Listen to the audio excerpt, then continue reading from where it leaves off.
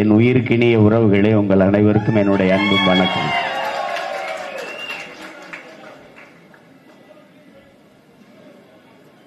அனல், புனல், அணு, நிலக்கரி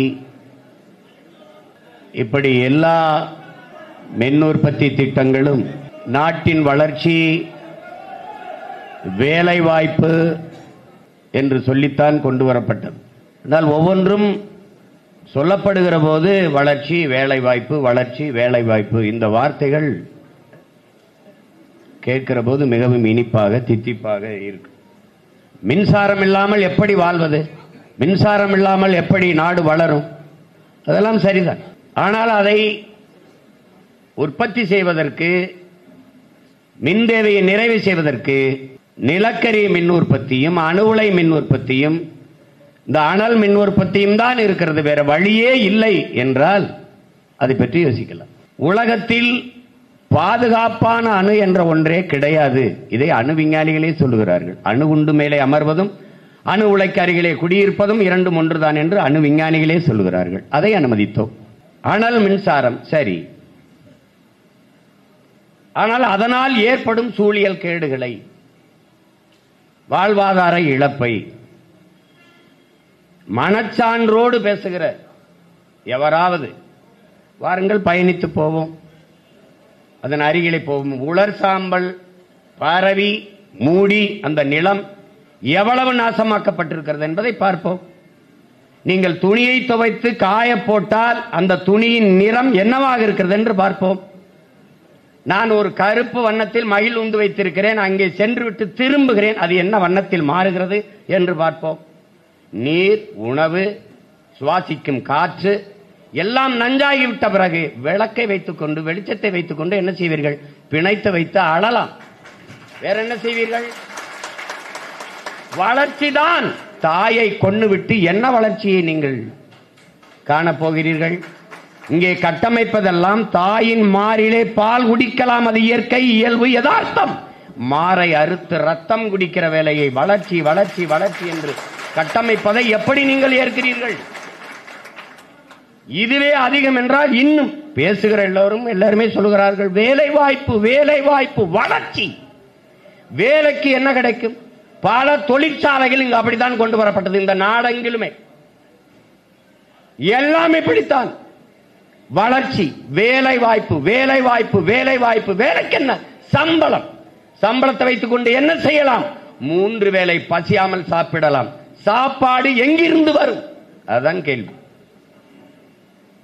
சாப்பாடு எங்கிருந்து வரும்?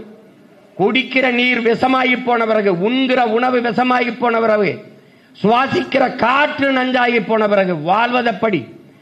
100 பேரில் மரணம், 99 பேர், 90 பேர் புற்றுநோய் மரணம். காரணம் என்ன? 3 வயது குழந்தைக்கு புற்றுநோய் வர காரணம் என்ன? மது அருந்தினாலா, புகைத்தாலா, பண்பராக்கு பீடா குட்கா போட்டாலா? இல்லை, தாய்ப்பாலை உண்டால். தாய்ப்பாலில் இருந்து எப்படி புற்றுநோய் பரவியது? தாயின் பால் நஞ்சாகிட்டது.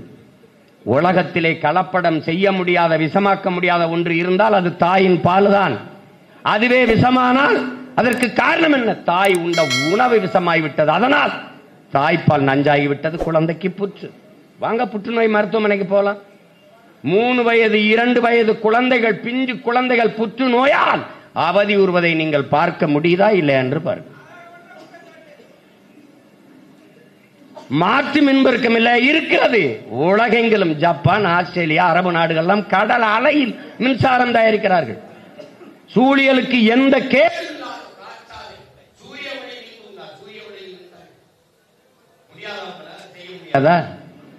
செய்ய முடியாதா? நெய்வேலி பழுப்பு நிலக்கரி, அந்த நிலம் யாருடையது? தொடங்கி வைத்தவன் எவன்?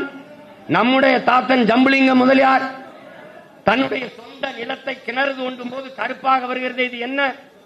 அன்றைய முதல்வர் ஐயா காமராஜரோடு காட்டும் போது, ஆய்வு செய்த போது நிலக்கரி என்று தெரிய வருகிறது. இது நம்மிடத்தில் இருப்பதிலே நாட்டிடத்தில் இருப்பது நாட்டு மக்களுக்கு நல்லது என்ற அன்றைய பிரதமர் ஐயா நேரிடத்தில் என்று கொடுத்தார்கள்.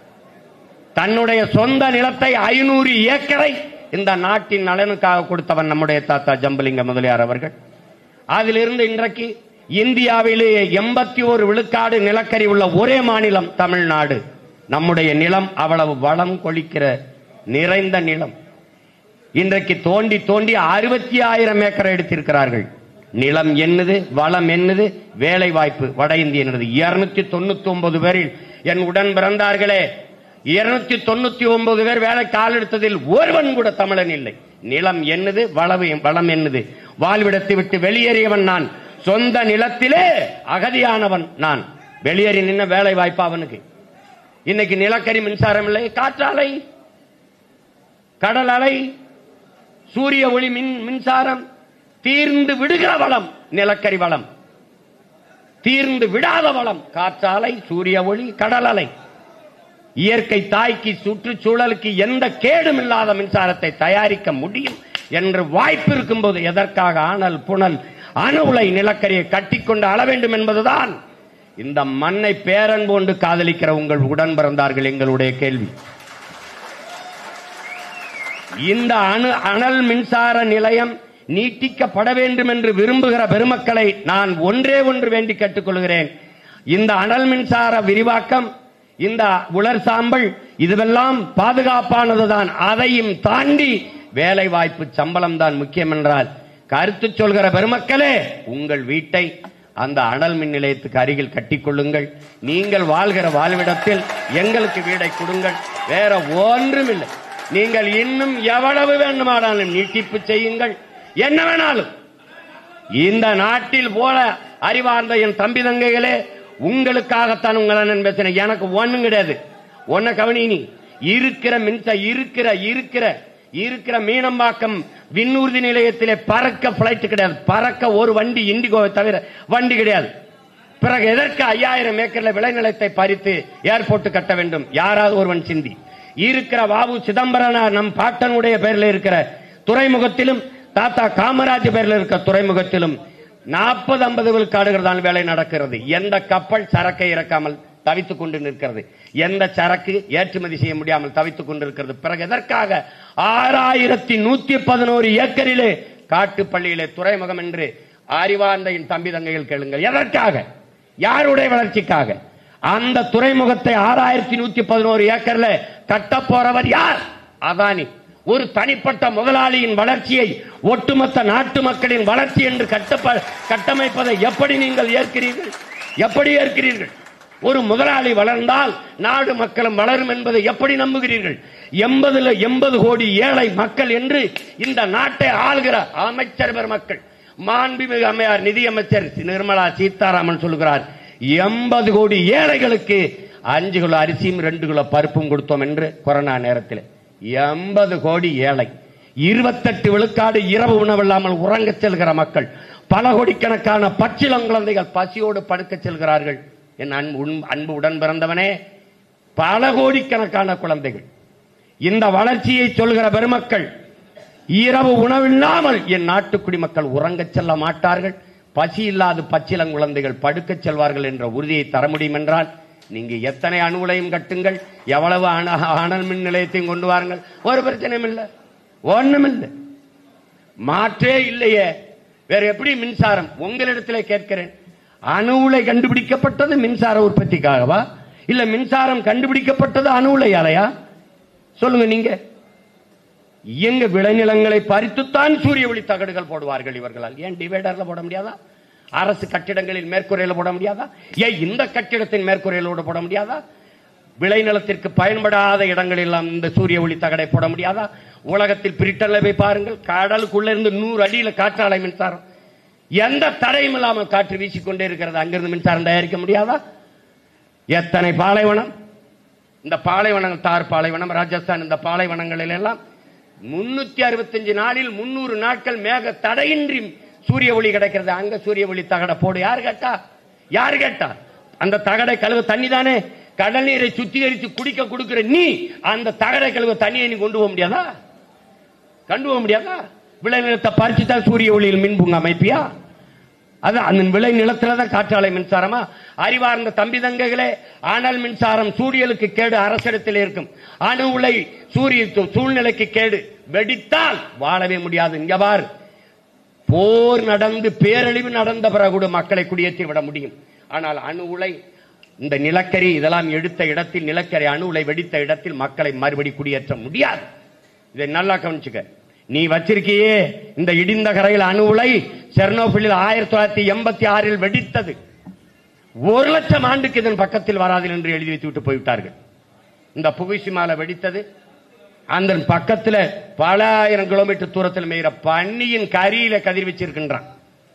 நீ எதை நினைச்சு, நீ எதை பத்தி கவலைப்படுற? நீ அந்த அணு உலை வெடிச்சது. அது இந்த அணு உலை ஆபத்தான அணு உலை இங்க இந்த நம்ம நாட்டுக்கு வந்தது. கேரளாவில் அணு உலை கொண்டு வந்தார்கள். உடன் பிறந்தவனே, கேரளாவில் அணு உலை வரக்கூடாது என்று எதிர்த்தவர்கள் இந்த நாட்டை ஆளுகிற கம்யூனிஸ்டுகள், அந்த நாட்டை ஆளுகிற காங்கிரஸ் கட்சி. ஏன்? அவன் ஒரே வார்த்தை சொன்னான், நான் வெளிச்சத்தில் வாழ்வதை விடவும் உயிரோட வாழ்வது முதன்மையானது. அதனால இங்க வரல. ஆனால் இந்த நிலத்தில் நட்ட இந்த அணு உலை மின்சாரம் ஆபத்தானது. நான் கத்துறேன். ஏன்? நீ அரசு வச்சுக்கிற அனல் மின்சாரம் உலர் சாம்பலை கொட்டுது, பேராபத்து, சூழியலுக்கு கேடு, வாழ்விடத்தை நாசமாக்குது. கத்துறேன், அரசு வச்சுக்கிற. ஆனால் சூழியலுக்கு எந்த கேடும் இல்லாத இந்த காற்றாலை மின்சாரம், இந்த சூரிய ஒளி மின்சாரம் எல்லாவற்றையும் தனியார் முதலாளிகளுக்கு ஒப்பந்தம் கொடுக்க காரணம் என்ன? ஏன் காற்றாலை மின்சாரத்தை அரசு செய்வதில்லை? ஏன் சூரிய ஒளி மின்சாரத்தை அரசு செய்வதில்லை? யாராவது பதில் சொல்லு. ஏன்? இந்த மின்சாரங்கள் உற்பத்தி நிலையங்கள் ஆபத்து. எதிர்த்து போராடினால் என் மீது வழக்கு போடலாம், சுட்டுக் கொள்ளலாம், சிறைப்படுத்தலாம். ஆனால் தனியார் முதலாளிகள் ஆபத்து இல்லை, நாங்க போராட முடியாதுல்ல. எங்க ஊர் கமிதியிலே 5000 ஏக்கரில் சூரிய ஒளியில் மின்சாரம் தயாரிக்கிற பூங்காமை அமைத்திருக்கிற பெருந்தகை இந்த நாட்டின் முதன்மை பணக்காரர் ஐயா அதானி.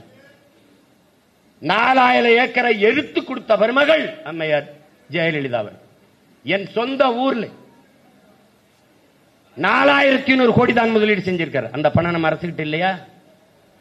என்ன தெரியுமா? 7 மற்ற மாநிலங்களில் 5 ரூபாய்க்கு ஒரு அலகு மின்சாரம் வாங்கிக் கொள்கிற நிலைமையில் 5 ரூபாய்க்கு தான் கொடுக்கிறார் அதானி. இந்த நாட்டின் நிலத்தை கொடுத்து, நிலத்தடி நீரை எவனவளாலும் உறிஞ்சிக் கொள்ளலாம் என்ற அனுமதியை கொடுத்து, எல்லாம் கொடுத்து ஒரு யூனிட் மின்சாரம் 7 ரூபாய்க்கு எடுத்துக் கொள்கிறோம் என்று ஒப்பந்தம் போட்ட பெருமக்கள் இந்த ஆட்சியாளர்கள். உனக்கு மின்துறையில எவ்வளவு கோடி, எவ்வளவு லட்சம் இழப்பீடு இருக்கு தெரியுமா? 1,30,000 கோடிக்கு மேல இழப்பீடு. மின் கட்டணம் உயருது, சொத்து வரி உயருதுன்னா நீ ஒண்ணு இல்ல, நீ வாழ்ந்துக்க. நீ அனல் மின்சாரத்தை போடு, அணு உலை மின்சாரத்தை போடு, நிலக்கரி ஏடு. ஆனால் ஒரு நாள் வாழ்வதற்கு இடமில்லை என்று வரும்போது எங்களை தேடு. நான் இருந்தா வாரேன், இல்லைன்னா போ. உலர் சாம்பலினுடைய நீ சும்மா போகும்போது இங்க பாரு, நீ காற்றை சுவாசிக்கவில்லை என் உடன் பிறந்தவனே. கந்தக தூசியை சுவாசிக்கிறாய்.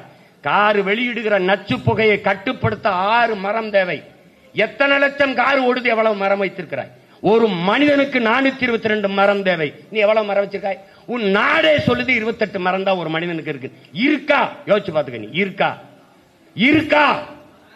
அப்புறம் நுரையில் தொற்று, மூச்சு திணறல், தோல் நோய் எல்லாம் வரணும். எப்படி வராம இருக்கும்? எப்படி வராம இருக்கும்? இங்க கருத்து சொல்ற யாராவது வீடு வீடுக்கு போய் ஓட்டு கேட்கிற பெருமக்களே, வீடு வீடுக்கு போய் அங்கே வாழ்கிற என் மக்களிடத்தில் கேளுங்கள். அனல் மின்சாரத்தை பெருக்க வேண்டுமா, அந்த நீட்டிப்பு வேண்டுமா, அவன்கிட்ட கேளு. ஒவ்வொரு தடவை அவன் வீட்டு போய் கேளு. ஆமாங்க, எங்களுக்கு வேணுங்க. எங்களுக்கு உயிரை விட, வாழ்ற இடத்தை விட, காற்றை விட, நீரை விட, எல்லாத்தை விட வேலை, சம்பளம் தருகிற வேலைதான் முக்கியம் என்றால் ஒரு பேச்சும் கிடையாது. நீங்க தாராளமா அனல் மின்சார நிலையத்தை நீட்டிங்க, வாலிய கண்டிங்க, நல்லா செய்யுங்க. இந்த கருத்து கேட்கிற பெருமக்கள், இந்த கருத்து வேணுங்கிற சொல்ற பெருமக்கள், உங்களை கெஞ்சி கேட்டுக்கிறேன். அனல் மின்சார விரிவாக்கத்திற்கு பக்கத்தில் உங்கள் வீடை கட்டி வாழுங்கள். எங்களுக்கு எந்த எதிர்கருத்தும் இல்லை. நன்றி, வணக்கம்.